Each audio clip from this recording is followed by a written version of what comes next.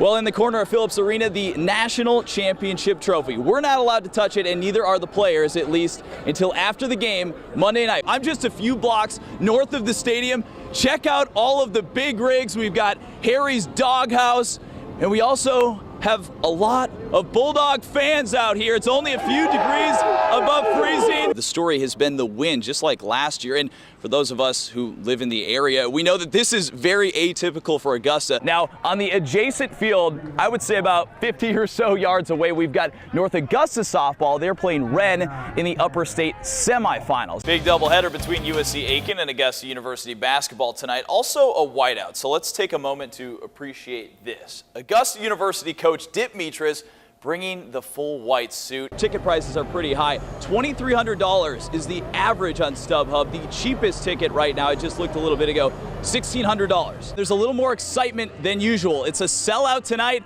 in large part because of that man, Tim Tebow. These two were looking more like teammates than competitors today. How about Hideki Matsuyama and Martin Keimer? I'd say that'd be like you and I showing up in the same shirt, suit, and tie, which I'm glad didn't happen. Bunbury, Armani Bunbury, that is, shaking guys just filthy into the end zone. And again, with the names, Armani Bunbury, I think, might get my vote for the best name in the history. He's a baller, I think we have to do a contest for that, because every year I'm like, man, the names keep getting better and better. You can purchase a piece of history, a pair of seats from the Georgia Dome, for just $599. Here's my thing. I'm from Minnesota. We had a Metrodome too. They knocked it down a few years ago. Yeah. I bought one of the seats for $70. 70 bucks. Wow. What'd you do with it? It's in my room back home. I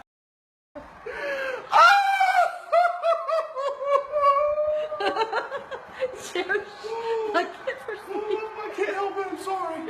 Oh, thank you, Lord. Oh, my God. That is Jeremy Youngblood, a hardcore Georgia Bulldog football fan from the Augusta area, now living in South Florida. And here for the national championship game, Jeremy now joins me. Where did your passion for Georgia football come from? I've been a Georgia fan all my life. You know, I love the Dogs. I love that school. So it's just from living in Augusta, just, you know, being a huge Dog fan. So I think more importantly, everyone wants to know, how did the videos start? I still don't think there's ever been that many people at Richmond Academy Stadium before or since then. It was exhilarating. When the coach told us we were going to be playing Aquinas, and he said it was a white team, I said, white team? He said, yes, you guys have a chance to make history. September 22nd, 1967.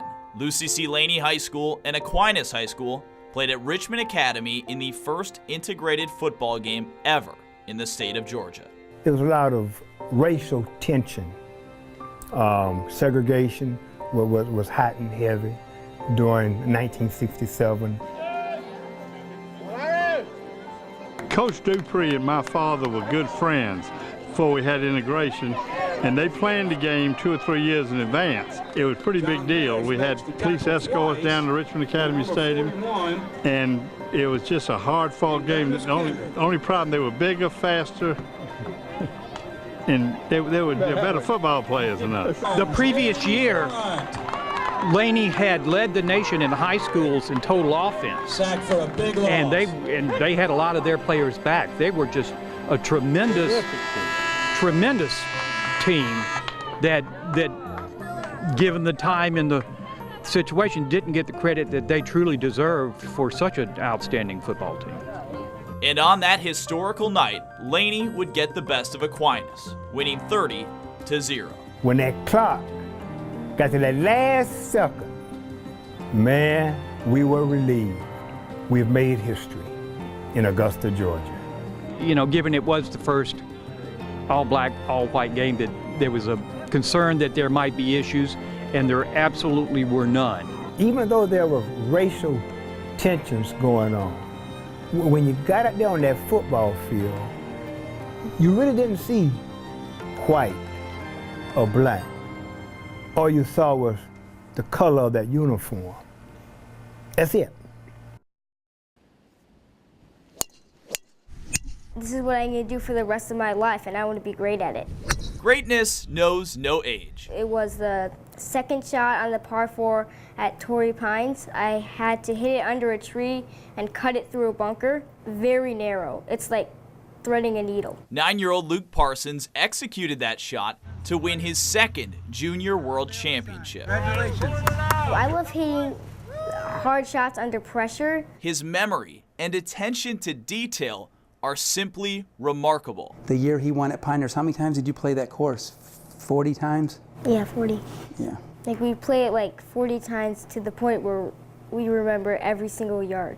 And there's that triangle to the right. Luke's father, Tim, introduced him to golf when he was 4.5 years old. I think part of it is just being obsessed with detail, like with me when I'm doing microsurgery. I like visualizing the putt going in. And now that methodical, surgical approach has guided Luke to golf's hallowed grounds.